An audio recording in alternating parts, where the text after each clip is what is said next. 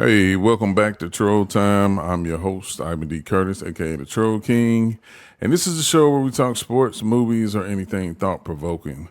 This is breaking news today.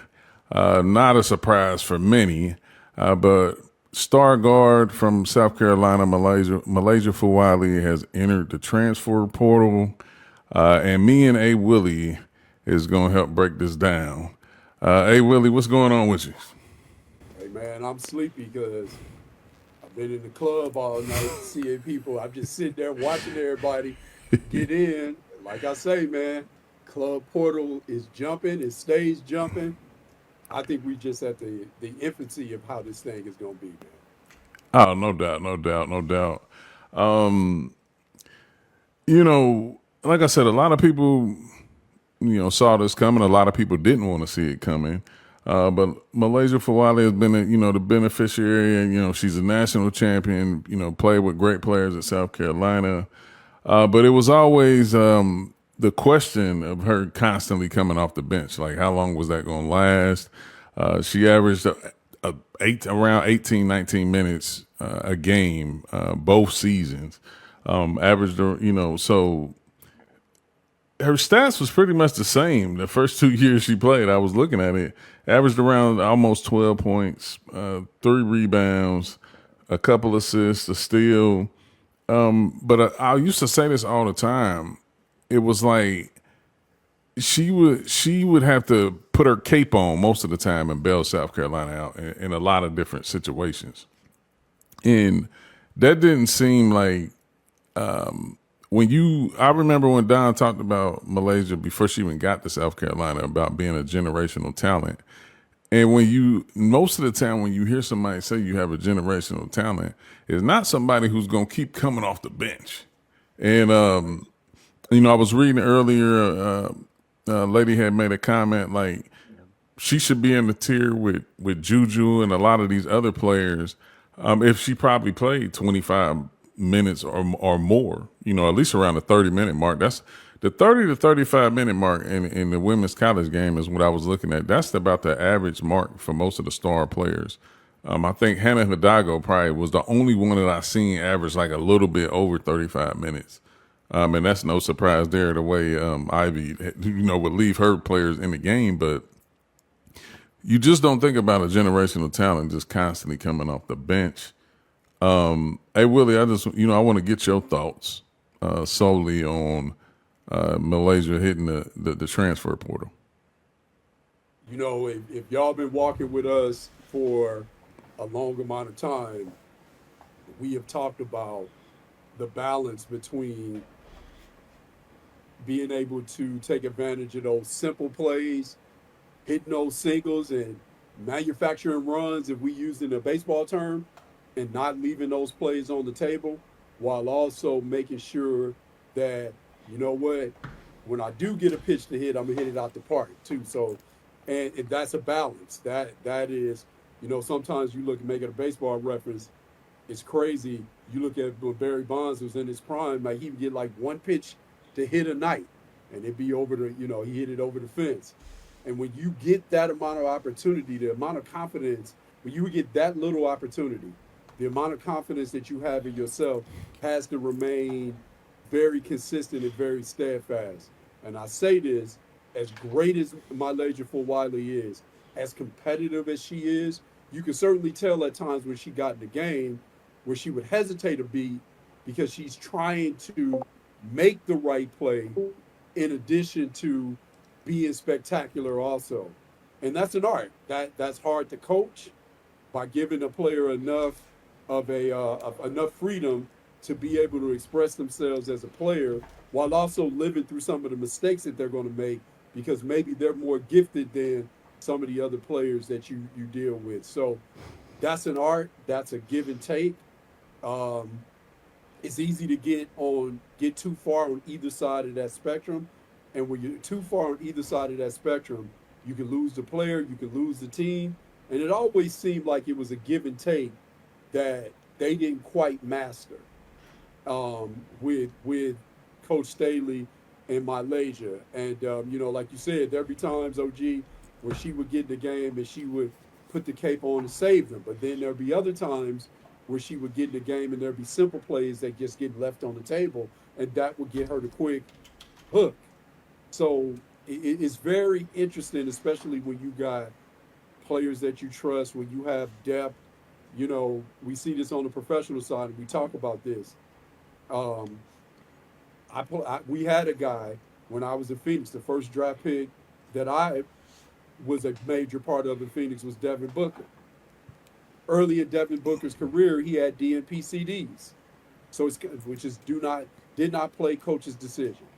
He had to remain confident. Then once we started experiencing injuries, he started getting in the game and started getting his reps. And those reps that he got played a major role, very pivotal in the development in the player that you see now.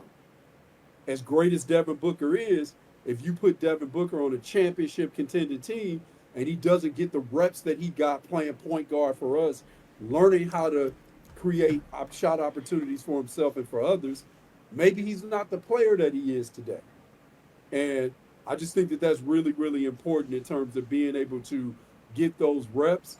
Who knows where, like you said, that person that rep, who knows who tweeted out, there's no telling where MiLayshia would be if she got those reps where it's like, all right, we got the ball in your hands and we're going to live and die with your mistakes. But a lot of times it's hard to develop a great player when you also trying to win a championship. You know, those things are very hard to do simultaneously. And I think that's what we saw with South Carolina, Coach Staley, and MiLayshia Fulwiley. No, that's a great point. I mean, a lot of people get caught up in winning championships. And championships is really that's the result of a good team. It doesn't mean it's always going to benefit you individually to further your career and your future. And particularly Danielle Rowe is somebody I admire in the basketball community, a former player. She does a lot of great things, but her post, she said, everyone is so opinionated about this. Find your fit. Don is not changing her program for one player. Fact. No coach is. Angel Reese was on Diamond Miller's team, and she left Maryland after 2 seasons for more freedom, a shot at a natty, and a more aggressive conference. For Wiley already has a ring. What if Don told her to spread her wings? Sanaya Rivers did. True, which is I'm getting to that too because we talked about that offline. It's a business now. Keep your feelings out of business. Them 3 TOs in the natty as a coach showed me something different. Find your fit. Hashtag Steph Curry would have left Davidson. Hey, which is true. Which is true. I mean, and she always gives a great analysis. She does that on Twitter, and she does it on Facebook. I mean, never really biased, but those are a lot of facts. No coach at this level, and when I say this level, I'm only talking a few. We're only talking about the Genos, the Dons, the Mulkeys, those type coaches. They're not going to change their program for one player, and oftentimes we would say it didn't appear to be a great fit for her style of play. It doesn't take much to see she's an open court style player. Don likes to play inside out, and no knock to it. I mean, it's worked great, and I think it's going to continue to work. But for a guard like her, she can never get into a rhythm playing like that. I like the fact that she brought up Sanaya Rivers, which I talked about earlier, because Sanaya Rivers, you know, she bolted South Carolina. Her situation was a little different. I mean, she didn't play a whole lot. She only played around 12 minutes a game.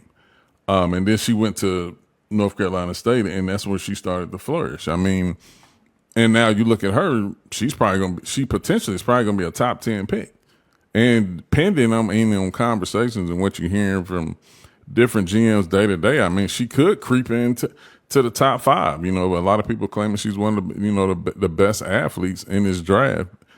But I think for players like that, she didn't come in with the same acclaim that Fulwiley did. I mean, of course, she was a All-American and all that and everything, but the hype wasn't the same. So that means a lot of times you got to do something different in your route to get there. I think no matter where, if Fulwiley stays, let's say she comes back, or no matter where she goes, we already know she probably gonna be a top 5 whenever she come out. I mean, because the talent speaks for itself.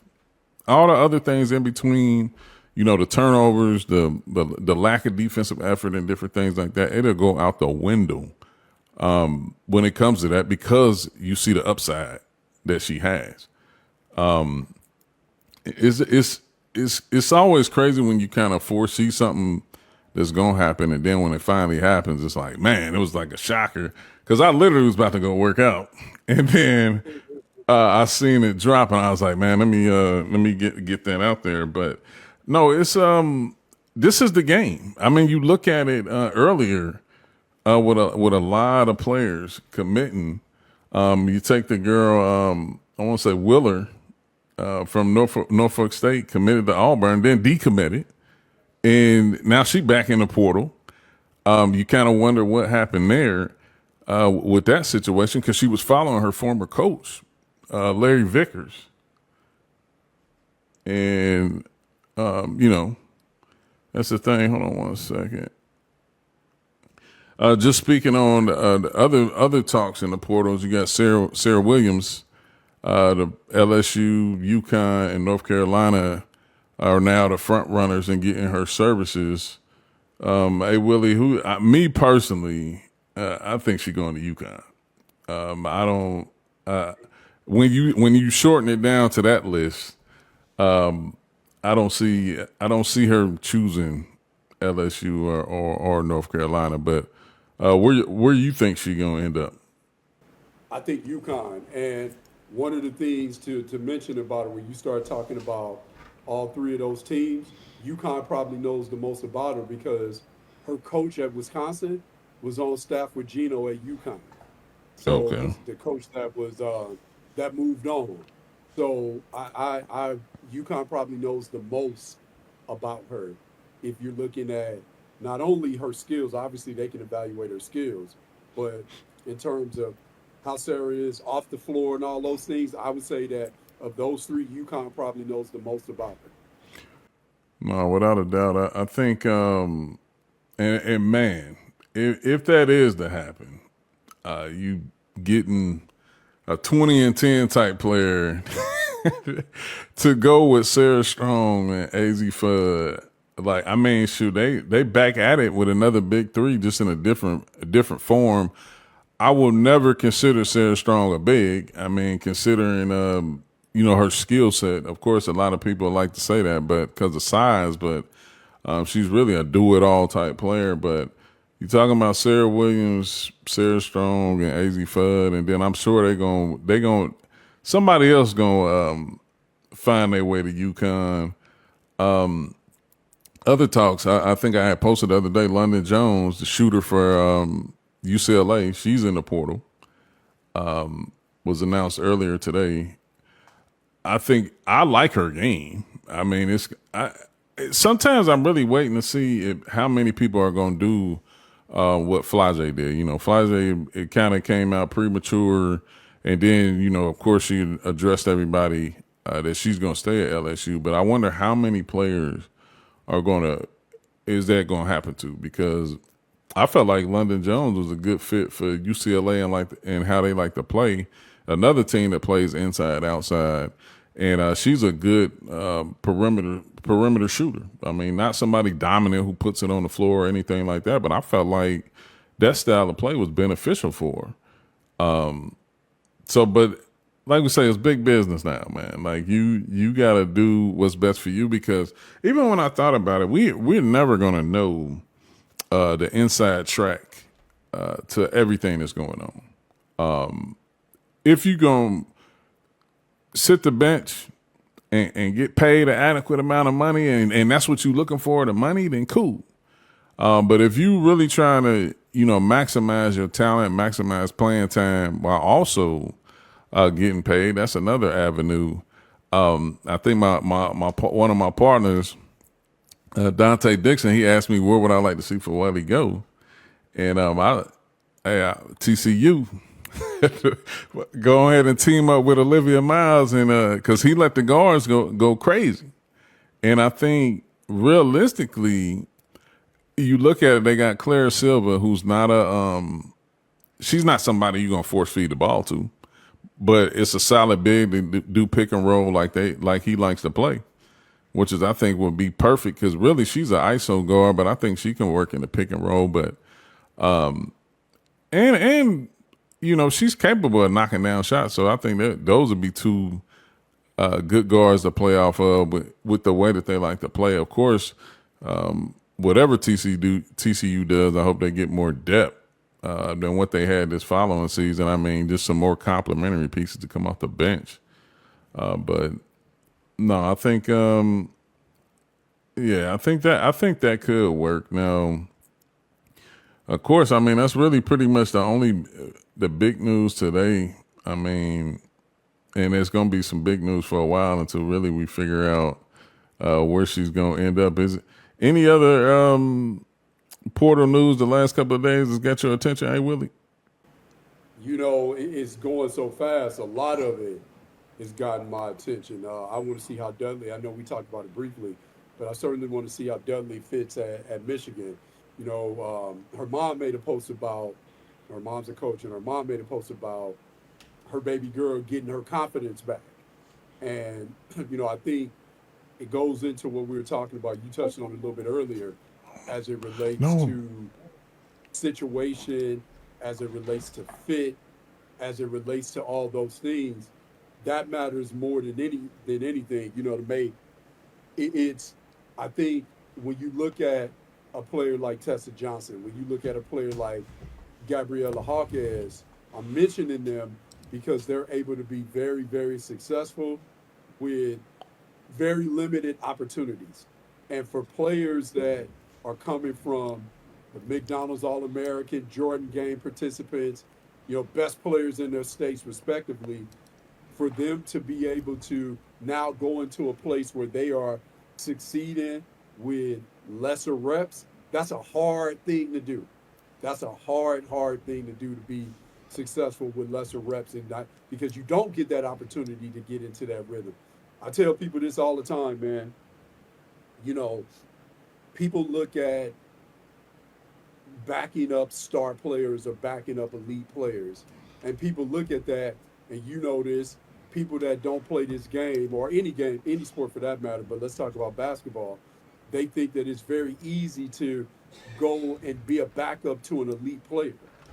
And it's actually very difficult because, to your point, like you mentioned earlier, if you come off the bench and the people in front of you are elite or they've gained the coach's trust, they can come out and start the game 0 for 2, 0 for 3. They're going to get to stay in the game. They bring your ass off the bench and you go 0 for 2, or your first two possessions turn the ball over, they're going to snatch you right out. So you don't have the same leeway that a starter has. So in a lot of ways, it's more difficult to back up somebody that's a starter or an elite player, because if there's any kind of drop-off or any type of slippage, everybody knows it, and they're like, yeah, let's go back to this elite player. So people that are able to be successful in smaller reps, that's knowing how to play. People that have that type of skill have the opportunity from a scouting standpoint to be greater later, because you're looking at them, you're like, yeah, in that small dosage, they can be impactful, and you have a certain level of respect for them when you're evaluating them too. But again, we have so many talking heads and so many people that, I'm pulling cards out here, that haven't played this, that they don't understand that aspect of it. And so if you're trying to maximize that platform where you can go and be a professional and get you ready for whatever role it is that you're going to play as a professional, the best way to do that is to play that role in college. That's the best way to do it. So many players, you look on the men's side, for example, in college basketball, oftentimes the person that leads Division I in scoring doesn't play in the NBA because they got to play a different role when they get to the NBA, and they don't know how to play it. So not only is it an adjustment in the amount of minutes that you get, it's an adjustment mentally also that is very, very difficult to make. So the best way that you can get your issue off, everybody thinks it's all about going somewhere where you can get your issue off. Yeah, it's about getting your money. Yeah, it's about getting your issue off, but it's also going to a place and playing the role that's going to be most analogous to how you're going to play when you get to the league, if you make it. No, I agree. I mean, that's a great point about. I mean, because it doesn't even matter if it's men's or women's college basketball. I mean, a lot of people, a lot of players that go to the next level, depending on what team you go to. Now, in the NBA, of course, there's more teams, and the situations are different. In the W, with limited amount of teams, even the bottom teams are only one or two players away from being at least a contender to make the playoffs. So it changes the landscape a lot different. This is really just a quick show. I just wanted to get on and talk about Fulwiley hitting the portal, just some other little portal news. We'll be doing something probably Sunday for the WNBA. We're going to do a mock draft for the WNBA draft. And then, of course, Monday, I think we're going to do live reactions to the draft. We'll see who's available. I know I'll be available. But, of course, me and Willy just hopped on. Bordy, she was having some technical issues. But I'm sure we'll all be back together on Sunday and Monday. But thanks, everybody, for tuning in. Hey, Willy, before we get out of here, you got something you want to get off your chest?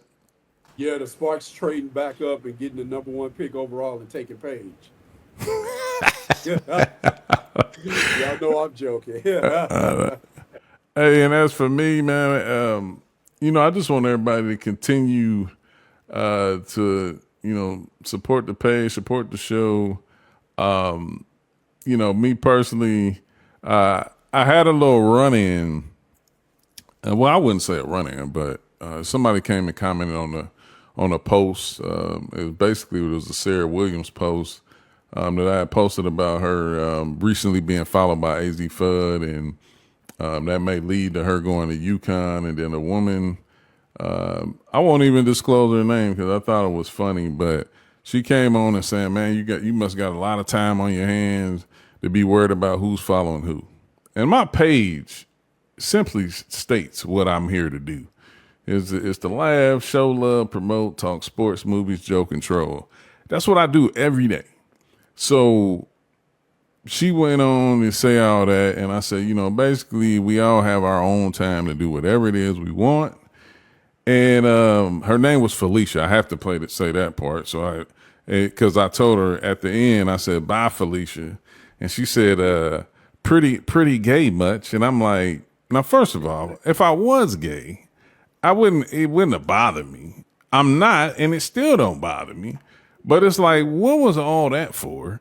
And, my thing is, I've never got on here and disrespected anybody on a post. Even if somebody disrespects me, I turn it into a joke just to make people laugh or make myself laugh, most importantly, because I only care about if something's funny to me. I don't care if it's not funny to you, but it was just funny, man, because I don't do anything to cause any drama or anything like that. Like I said, I'm gonna continue to do what the app say. What's on your mind, and that's the only thing I'm doing. And I say all that to say, man, I hope everybody is having a happy Friday and has a good weekend, and stay tapped into the show. And like I said, if you don't remember anything else, remember we are here to laugh, show love, promote, talk sports, movies, joke, and troll. Catch us on the next episode.